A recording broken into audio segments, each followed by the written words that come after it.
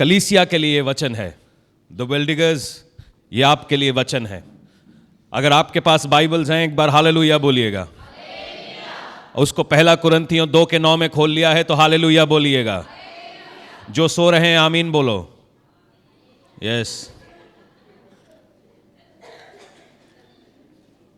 तो जो सो रहे हैं उनको जगाइए और ये वचन अपने दिलों में, अपने दिमाग में, अपने जहन में, अपनी रूह में बसा लीजिएगा। हालेलुया। प्रेरित पौलुस कुरिन्थ से यूं कहता है, परंतु जैसा लिखा है, जो बातें आंखों ने नहीं देखी और कान ने नहीं सुनी और जो बातें मनुष्य के चित्त में नहीं चढ़ी, वो ही है जो परमेश्वर अपने प्रेम रखने वालों के लिए तैयार की हैं। एक बार दोबारा बोलिएगा, दोहराइए मेरे पीछे। जो बातें आंखों ने नहीं देखी, कान ने नहीं सुनी और जो बातें मनुष्य के चित्त में नहीं चढ़ी,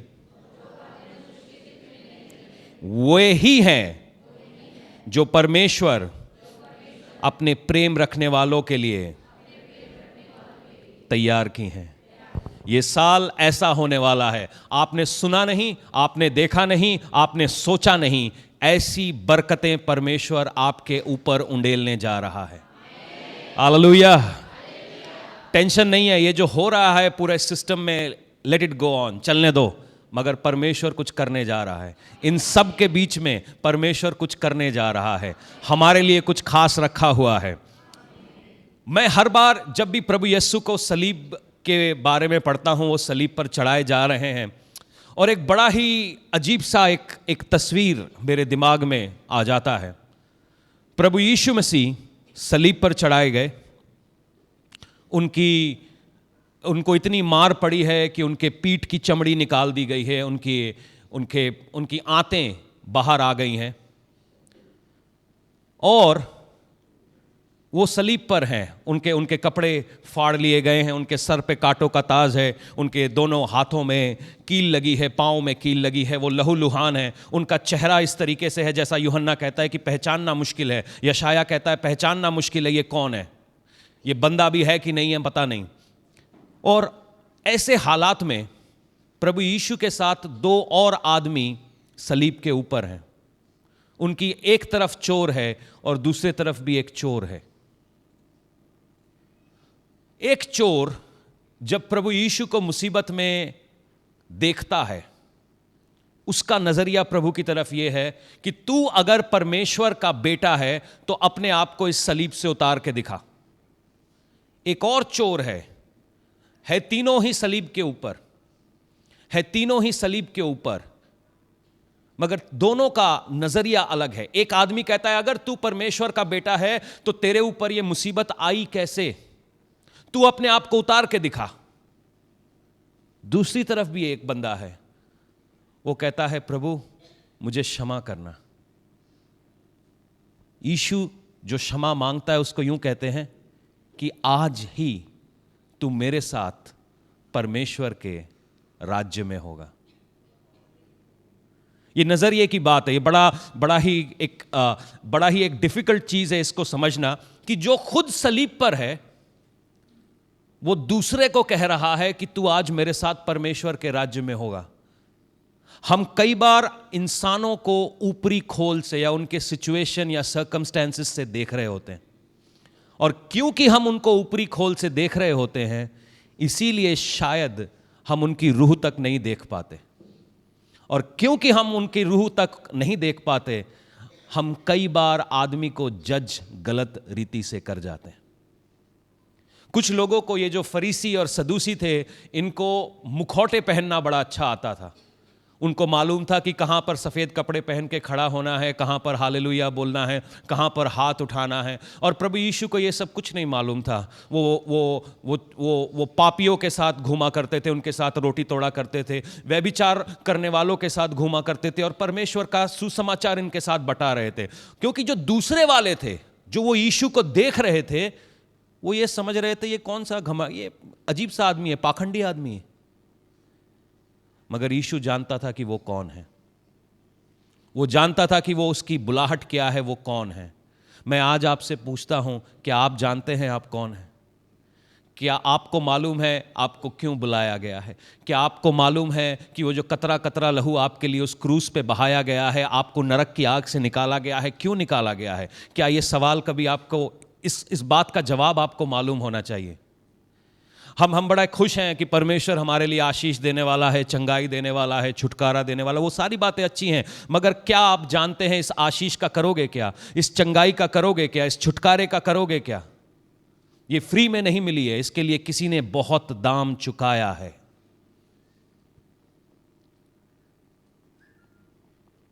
ये जो दो चोरों की कहानी है, एक बड़ी अजीब कहानी है कि परमेश्वर को समझ पाना बड़ा मुश्किल है। वो खुद सलीब पर है और दूसरे सलीब वाले को कह रहा है कि तू मेरे साथ होगा।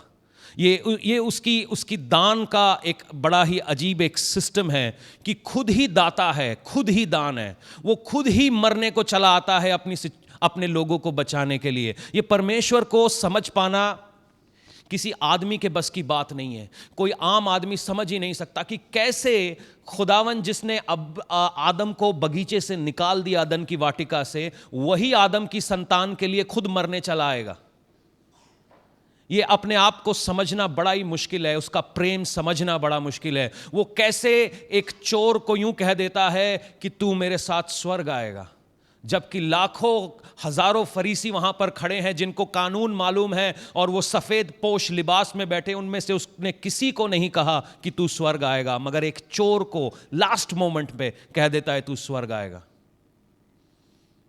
परमेश्वर को समझना बड़ा मुश्किल है। जितने लोग ये हामी भरते हम प्रभु को समझ गए, मैं तो नहीं समझ पाया हूं, मुझे आपका नहीं पता, आप शायद मुझसे थोड़े इंटेलिजेंट होंगे। इसी बात को जब हम ध्यान में रखते हुए देखते हैं, अब्राहम का जो प्रॉमिस चाइल्ड था इसहाक, परमेश्वर ने वायदा दिया कि मैं तेरे को एक बच्चा देने जा रहा हूं। इसहाक हुआ, इसहाक को जेकब हुआ, जेकब को यूसुफ हुआ, और यूसुफ अपने भाइयों के द्वारा बेचा जाता है, और बेचे जाने के बाद वो मिस्र में चला जाता है। एक गुलाम बन के यूसुफ मिस्र के अंदर चला जाता है, और मिस्र के अंदर जाकर अब्राहम की संतान क्या करती है? वो एक जेल में बैठ जाती है, और वो भी एक गलत आरोप की वजह से। गलत आरोप की वजह से उसको जेल में रखा जाता है। और एक बड़ी मजेदार बात होती है, फिरौन को एक ख्वाब आता है। फिरौन एक ख्वाब देखता है, और उसके अंदर उस ख्वाब का मतलब ढूंढने के लिए वो कहां जाता है? जेल के अंदर। जेल के अंदर यूसुफ उस ख्वाब का मतलब बताता है कि 7 साल आशीषों के आएंगे और 7 साल कमी के आएंगे, फैमिन के आएंगे। एक सपना बताने वाले को कैसे आप मिस्र का प्रधानमंत्री बना देते हैं? एक जेल में बैठा हुआ व्यक्ति जिसके ऊपर एक रेप चार्ज लगा हुआ है, उसको आप सीधा जेल से निकालते हैं क्योंकि उसने आपके एक सपने का मतलब बता दिया, और आप उसको सीधा प्रधानमंत्री बना देते हैं। यह परमेश्वर का किया हुआ काम है। जितने लोग आज नशे की जेल में हैं, कर्जे की जेल में हैं, और जेल्स हैं, उनके नाम शायद आपको खुद पता होंगे। आज परमेश्वर आपका इस्तेमाल करने जा रहा है कि परमेश्वर किसी देश को ब्लेस करने जा रहा है।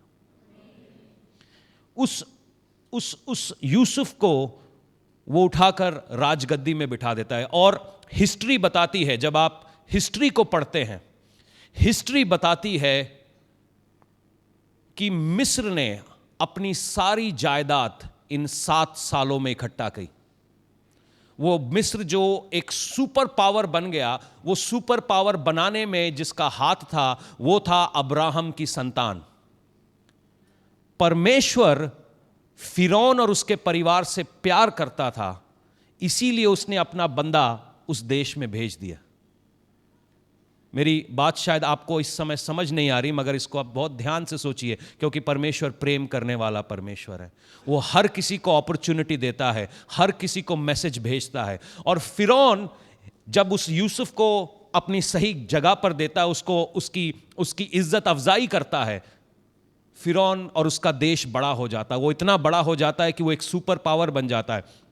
आप किसी यूनिवर्सिटी में जाएंगे तो उस यूनिवर्सिटी में अगर आप हिस्ट्री का डिपार्टमेंट है तो उसके अंदर एक बहुत बड़ा डिपार्टमेंट है, वो ये पढ़ रहे हैं कि इजिप्ट सुपर पावर कैसे बना। उनको अभी तक नहीं पता चल रहा कैसे उनके पास इतने बढ़िया हथियार आ गए, कैसे उनका मेडिकल साइंस इतना आगे तरक्की कर गया अपने ज़माने के हिसाब से, कैसे उन्होंने इतने पैसे बना लिए, कैसे आज तक वो ये समझ नहीं पाए हैं। आज तक इसके ऊपर रिसर्च चल रही है। वो 7 साल जो परमेश्वर ने फिरौन को दर्शन में दिखाए थे, वो 7 साल पूरी मिस्र के लिए आशीष बने। किसके जरिए से? जो वादा परमेश्वर ने अब्राहम को किया था। फिरौन उस वायदे का मजा लेता है, मगर अचानक से एक ऐसा फिरौन आता है जो अब्राहम को के परमेश्वर या यूसुफ के परमेश्वर को नहीं जानता। वो इनको दबाने लगता है, वो इनको इतना दबाता है कि वो गुलाम बन जाते हैं। 200 साल तक यूसुफ और उसके बाकी 11 भाई वहां पर बड़े मजे में थे, बड़े आनंद में थे, मगर उसके बाद कुछ ऐसा हो जाता है कि वो गुलाम बनने लगते हैं। कई बार परमेश्वर का वचन लाने वाले लोग होते हैं, और जब इन लोगों का हम सही से आदर नहीं कर पाते हैं तो वो आशीषें हमारी लाइफ में जड़ नहीं पकड़ती। कई जगहों के ऊपर आप जाते हैं कि वचन सुन लेते हैं, और वचन सुनने के बाद उसको एक कान में रख के दूसरे कान से निकाल देते हैं और वापस उसी जगह पर लग जाते हैं। परमेश्वर ने अपना वचन भेजा ताकि हम ब्लेस हो जाएं, मगर हम उस वचन का क्या करते हैं ये हमारे हाथ में है। परमेश्वर ने अपना बेटा भेजा और हमने उस बेटे का क्या किया? उसको मारकर सलीब पर चढ़ा दिया। परमेश्वर ने अपनी रूहे पाक भेजी जो हमको हर रोज बताती है, बेटे ऐसे नहीं, बच्चे ऐसे नहीं, इस तरीके से नहीं, मगर उस रूहे पाक की हमने नहीं सुनी। क्यों? क्योंकि हमारे अंदर कुछ है जो हर रोज मर रहा है। कुछ है हमारे अंदर जो हर रोज मर रहा है। वो है हमारा कॉन्शियंस, हमारा शुद्ध विवेक। मैं चाहूंगा प्रेरितों के काम 24:16 हम खोलें। जब पहली बार आप कोई गलती करते हैं, सुनिएगा, आपने नया नया बपतिस्मा लिया है, आपने फुल जोश में हैं और आप कह रहे हैं मैं झूठ नहीं बोलूंगा, फिर अचानक से कुछ ऐसा हो जाता है कि आपको झूठ बोलना पड़ता है। एक झूठ बोल दिया, उस दिन आपको बड़ी बेचैनी होगी, यार मैंने झूठ कैसे बोल दिया, कैसे बोल दिया, कैसे बोल दिया, कैसे झूठ बोल दिया, खुदावन मुझे माफ़ करा। फास्टिंग में भी चले जाएंगे, प्रेयर में भी चले जाएंगे, फिर एक हफ्ते के बाद फिर एक झूठ बोलते हैं, फिर एक झूठ बोलते हैं, फिर एक झूठ बोलते हैं, और उसके बाद आप सोचना ही बंद कर देते हैं आप कितना झूठ बोल रहे हैं, बोली जा रहे हैं, बोली जा रहे हैं। क्यों? कि कुछ हुआ, यहां मर गया। एक जगह के ऊपर, सुनिएगा, एक आपका हाथ लीजिए और उस पर मारते रहिए। एक टाइम आएगा कि यहां पर आपको कुछ भी महसूस होना बंद हो जाएगा, वहां के नर्व सेल्स मर जाएंगे। वही चीज हमारे दिल के साथ भी हो रहा है और हम ऐसा होने दे रहे हैं। प्रेरितों के काम 24:16 हम पढ़ेंगे। कलाम यूं कहता है, इससे मैं आप भी यत्न करता हूं कि परमेश्वर की ओर की और मनुष्यों की ओर मेरा विवेक यानी मेरा कॉन्शियंस सदा निर्दोष रहे। प्रेरित ये लूक ने प्रेरितों के काम को लिखा था, और पौलुस इस प्रचार को कह रहा है कि परमेश्वर की तरफ भी मेरा कॉन्शियंस क्लीन रहे, विवेक क्लीन रहे, और लोगों की तरफ भी। क्योंकि सेवकाई आसान नहीं है। जब भी आप किसी को यूं कहते हैं कि आपको मन फिराना है, मन क्यों फिराए जी? मेरा दादा भी ये करता था, मेरा पापा भी यही करता था, मेरा चाचा भी यही करता था, मैं क्यों मन फिराऊं? मैं क्यों मन फिराऊं? क्योंकि जब तक आप मन फिराएंगे नहीं, परमेश्वर के राज्य में आप आएंगे नहीं। आप चर्च में बैठे रहिए, चर्च का फर्नीचर बन जाइए, चर्च की कालीन बन जाइए, मगर जब तक आप मन नहीं फिराएंगे, तौबा नहीं करेंगे, तब तक आप परमेश्वर के राज्य के हिस्सेदार नहीं होंगे। कुछ प्रिंसिपल्स हैं और वो बहुत क्लीन है, और जितने दिन आखिर के दिन में हम पहुंचते जाएंगे ये प्रिंसिपल्स और क्लीन होते जाएंगे, साफ होते जाएंगे। और प्रेरित पौलुस का ये प्रचार है कि अपने मन को साफ रखिए, अपने विवेक को, कॉन्शियंस को क्लीन रखिए। कॉन्शियंस को क्लीन रखने का मतलब यह है कि कल गड़बड़ हो गई, तुरंत से माफी मांग लो, तुरंत से चेंज कर दो। अगर गलती से कुछ हो भी गया, तुरंत से आप घुटने पर आओ और कहिए माफी मांगते हैं। देखिए, दो किस्म के लोग थे। एक साउल था, साउल जो इजराइल का पहला राजा हुआ। साउल ने एक गलती की, गलती करके उस गलती को छुपा लिया। जब समूएल साउल के पास पहुंचता है कि सर, समूएल को कहता है किसी को बताना नहीं कि मैंने ये गलती करी है, मैं इजराइल का राजा हूं, मैं कैसे अपनी गलती मानूं, मैं कभी नहीं किता, मैं कत्ते नहीं किता, मैं कैसे अपनी गलती मानूं। चल मैं और तू चल के भेंट चढ़ाते हैं लोगों के सामने, मैं शिंदा मसीह बन के रहना चाहता हूं, मगर अंदर, मेरे अंदर वो चोर है जो यीशु की दाहिनी ओर है। मेरा कॉन्शियस क्लीन नहीं है। लोगों के सामने सैमुएल और कहते हम चल के भेंट चढ़ा के आते ताकि लोगों को पता ना चल जाए। दाऊद से गलती हुई, नथान दाऊद के पास पहुंचा और चुपके से दाऊद को बोलता है, सुन तूने ऐसा किया, वो भी पहेली में। दाऊद अपने कपड़े फाड़ता है और चीखने लगता है, चीखने लगता है कि खुदावन मुझसे ये गलती हो गई, मुझे माफ कर। राजा वो भी था, राजा ये भी था। दोनों का अप्रोच देख लीजिए। जो सिन है, जो पाप है, वो गिल्ट पैदा करता है। गिल्ट समझते हैं आप? गिल्ट, गिल्टी नहीं, गिल्ट। गिल्ट की पंजाबी की होगी मास्टर जी? गिल्ट दी पंजाबी की होती है? हाँ, ग्लानी। ग्लानी हिंदी होगी, पंजाबी नहीं पता मैनू गिल्ट दी। जब आप गलती करते हैं ना तो अंदर एक अफसोस भी नहीं है, गिल्ट है। गिल्ट है मतलब मैंने ना किसी से 500 रुपए मार लिए, ठीक है, अब वो 500 रुपए मेरी जेब में है, तो मैं क्या करूंगा, एक गरीब बच्चा ढूंढूंगा, ये इधर आ, ये 100 रुपए तू लेके जा। ये है, मैं अपना गिल्ट साफ कर रहा हूं, समझे? इसको बोलते हैं गिल्ट, कि मैंने कांड किया है, मैंने एक किसी को लूट लिया है, मेरी जेब में मैंने उससे 500 रुपए लिए, एक गरीब बच्चा ढूंढा कि मैं कितना अच्छा आदमी हूं, मैं रॉबिन हुड हूं, मैं अपने 500 रुपए मारे, वो गड़बड़ नहीं है, मगर वो 100 रुपया मैं उसके हाथ में दे रहा हूं और उसकी फोटो सोशल मीडिया पे भी डाल रहा हूं। हाँ, मतलब दोष, मतलब अब मैं इसको क्या बोलूं, इसका ढूंढ लीजिएगा। अफसोस, अफसोस का मतलब यह है कि आई एम सॉरी। अफसोस नहीं है ये शब्द, ये है मतलब मैंने गलत किया है, मुझे चुभ रहा है। अब चुभ रहा है तो सही कैसे करूं, उसको जाके बोलना पड़ेगा, सर आई एम सॉरी। अब मैं वो तो कर नहीं सकता क्योंकि मैं घमंडी हूं। अब मैं क्या करता हूं, अपने आप को खुश करने के लिए वो 500 रुपए मैंने लिए हैं, 100 रुपए किसी गरीब को दे दो, मैं कितना बढ़िया आदमी हूं। ये है गिल्ट, इसको कहते हैं गिल्ट। कलीसिया में गिल्ट जो है वो शैतान का काम है। आप हमेशा याद रखिए, जो गिल्ट है शैतान पैदा करता है आपकी जिंदगी में। आप पाप को पकड़े रहेंगे, गिल्ट उसका, ऐसा समझ लीजिए, एक और बाय प्रोडक्ट है। जैसे जनरेटर चलता है तो धुआं उसका बाय प्रोडक्ट है, गाड़ी चलती है तो धुआं उसका बाय प्रोडक्ट है। पाप को आप अपनी लाइफ में रखेंगे, ये गिल्ट उसका धुआं है जो आपको घेरे रहेगा, और धुआं हमेशा आपका दम घोंटता रहेगा और आप उल्टी सीधी हरकतें करते रहेंगे। मगर जब आप पुत्र को पकड़ते हैं, पुत्र पाप साफ करता है और आपके ऊपर कभी गिल्ट नहीं आता। चर्च के अंदर फील गुड फैक्टर है। फील गुड फैक्टर का मतलब, तू ही कनाडा जा रहे हो, ताली बजा दो, तू ही चंगे होने वाले हो, ताली बजा दो, ताड़े घर पैसे आने वाले हैं, ताली बजा दो। आप वहां पे ज्यादा लोग कम खुश हैं, खुश ज्यादा पीछे वाले हैं, वो और ज्यादा खुश हैं। पता नहीं किसके घर में आ रहे हैं, सब खुश हैं, सब खुश हैं, क्योंकि गिल्ट की बात ही नहीं हो रही, बात ही नहीं हो रही।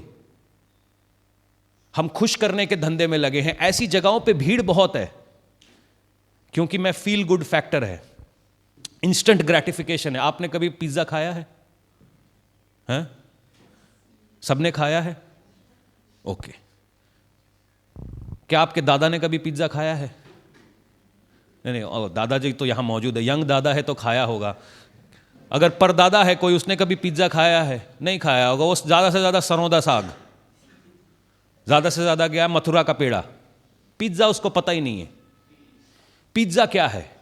पिज्जा है मेरे को भूख लगी है, अब मैं क्या करूं? अब साग बनाने में लगेगा 4 घंटे, पिज्जा वाले को फोन करने में लगेगा 2 मिनट। पिज्जा आ गया, मैंने खा लिया, और वो मेरे सिस्टम में 4 दिन तक बना रहेगा। मैगी नूडल 2 मिनट, भूख लगी है 2 मिनट, नूडल पलटो खा लो। मगर क्या वो नूडल आपके लिए सही है? मजा आ गया, ग्रेटिफिकेशन आ गया, मुझे खुशी हो गई, ओ मेरी भूख मिट गई, मगर क्या वो मेरे सिस्टम के लिए सही है? फिर मेरे अंदर हार्मोनल डिसऑर्डर्स चालू हो जाते हैं, क्योंकि गलत चीजें हम खा रहे हैं। उसी प्रकार से पाप को डील करने का तरीका केवल पुत्र है, गिल्ट को मिटा देना नहीं। Yeah that's what I am trying to say. ऐसे चर्चेज हैं जहां पे फील गुड है। फील गुड का मतलब है, मतलब क्या बोल सकता हूं, मतलब people want to be guilt free. ऐसा मैं अंग्रेजी में, अब मैं इसको पंजाबी में डिकोड करना थोड़ा मेरे लिए मुश्किल है, मैं इंग्लिश में बोलता हूं, people want to be guilt free rather than sin free. उनको चाहिए कि कोई मेरे ऊपर ये प्रेशर ना रहे कि मैंने गलती की है। मैं प्रेशर से आजाद होना चाहता हूं। कोई मेरे से मेरी गलती की बातें ना कहे, कोई मेरे को गलत बोले नहीं, मैं फ्री रहना चाहता हूं उस तरीके से। मगर मैं आज आपको बता देता हूं, आप चाहे कितनी भी कोशिश कर लें, ऐसा होने वाला नहीं है, क्योंकि एक मुकदमा चल रहा है, हमेशा चलता रहेगा। हम इसको जूड की किताब में देखेंगे। I hope I am making my point clear. कितने लोगों को मेरी गल समझ आ रही है? हमें गिल्ट फ्री नहीं रहना, सिन फ्री रहना है। मेरी बात समझ में आ रही है? पुत्र को पकड़ लो, आप आज़ाद हो जाएंगे। मैं चाहता हूं कि हम जूड की किताब में चलेंगे। ये प्रकाशित वाक्य की इससे पहली किताब है, उसको पंजाबी में क्या बोलते हैं मुझे नहीं पता। आप आदमी से यहूदा की पत्री, और उसका 1:9 मैं पढ़ना चाहता हूं। आदमी के सामने हम गिल्ट फ्री हो जाते हैं। क्या आपने ये किया? नहीं किया। आप आदमी से छुपा सकते हो, मगर एक है जो आपके ऊपर मुकदमा चला रहा है, क्या आप उससे छुपा पाओगे? सुनिएगा, यह है मूसा की शरीर। मूसा का नाम सुना है आपने? जो इजराइल का महान एक लीडर हुआ, पहला रिवाइवलिस्ट। फिरौन से बचाने के लिए परमेश्वर ने मूसा को भेजा, और जो फिरौन के लिए जो लोग आशीष थे, उनको उसने गुलाम बना लिया था। मूसा ने फिरौन को कहा कि इनको जाने दे ताकि ये परस्तिश करें। फिरौन बोलता है मेरी ईंटें ज्यादा जरूरी हैं। ये मूसा वो पावरफुल मूसा है जिसने लाल समुद्र को चीर दिया। ये वो मूसा है जिसने प्रार्थना की और मन्ना आसमान से उतरने लगा। ये वो मूसा है जिसने कहा परमेश्वर हमारे को रास्ता नहीं दिख रहा, जंगल में मार्ग दिखाने के लिए परमेश्वर आग बनकर आ गया, और कहता है दिन के समय बड़ी धूप है, परमेश्वर जंगल में बादल बन के आ गए। ये वो मूसा की बात है। जूड 1:9 यहूदा की पत्री 1:9 यूं कहती है कि परंतु प्रधान स्वर्गदूत मिकाइल ने जब शैतान से मूसा के शव के विषय में वाद विवाद किया, तो उसको बुरा भला कह के दोष लगाने का साहस ना किया, बल्कि कहा कि प्रभु तुझे डांटे। मूसा की डेड बॉडी पड़ी हुई है, शैतान बोलता है इसको मैं लेकर जाऊंगा। मिकाइल बोलता है नहीं, ये मेरे साथ जाएगा। और दोनों के बीच में एक मुकदमा चल रहा है। ये मूसा के बारे में है जो परमेश्वर को आमने सामने देखता है। ये वो मूसा है। मेरी और आपकी गिनती बहुत बाद में आती है। गिल्ट आप छुपा सकते हैं, मगर पाप को छुपाना बड़ा मुश्किल है, क्योंकि वो साफ किया जाना जरूरी है, और वो साफ केवल यीशु कर सकता है। मैं चाहूंगा रुबीना, मैं ये प्लान नहीं कर रहा था, मगर तू इधर आ जा। रुबीना की गवाही आप सभी ने सुनी होगी, देखी भी होगी, मगर मैं ये प्लान नहीं कर रहा था, मगर मैं चाहता हूँ कि मैं तेरी गवाही एक बार और लूँ। सब रुबीना को जानते हैं?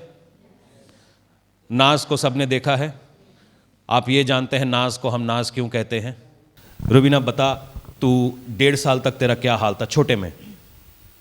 ਸਾਰਿਆਂ ਨੂੰ ਜਾਣਦੀ ਸੀ। ਮੈਂ ਕੁਝ ਸਾਲਾਂ ਤੋਂ ਬਹੁਤ ਹੀ ਜ਼ਿਆਦਾ ਬਿਮਾਰ ਸੀ।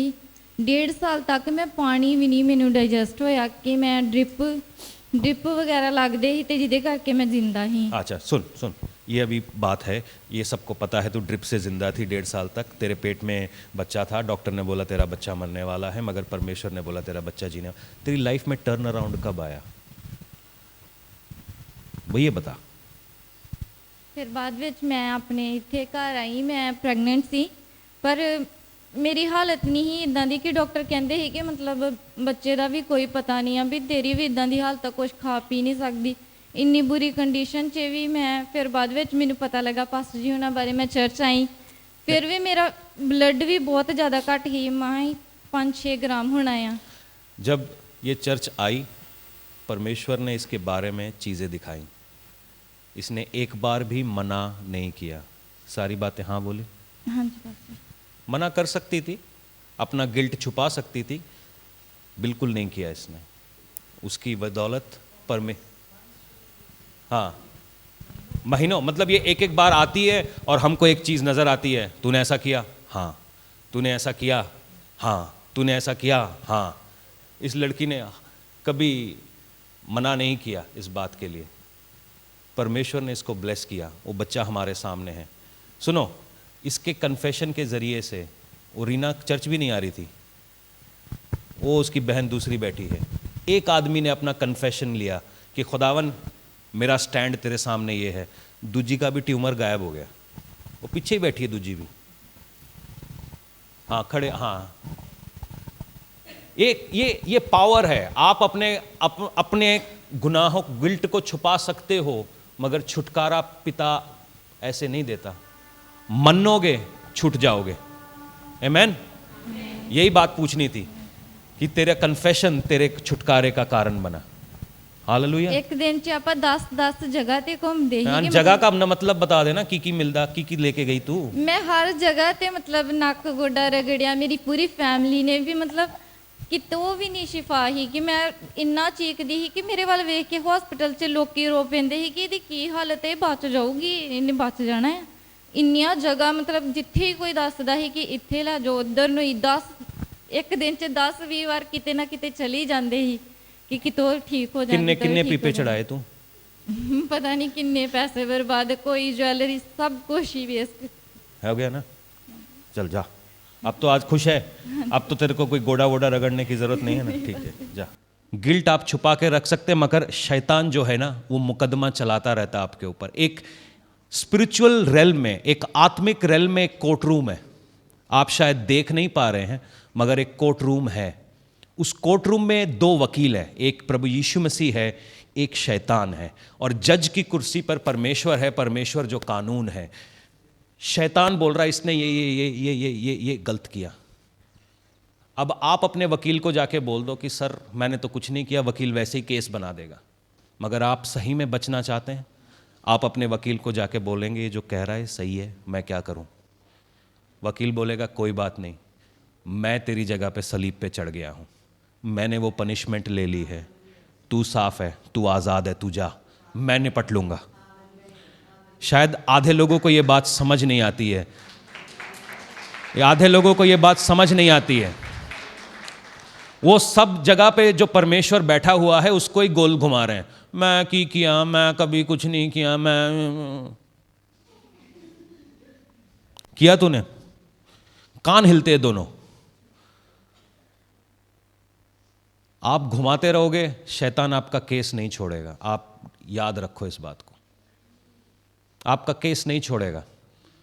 अगर वो मूसा के साथ कर सकता है, तुम्हारी मेरी औकात क्या है? हिंदी में बोल रहा हूं।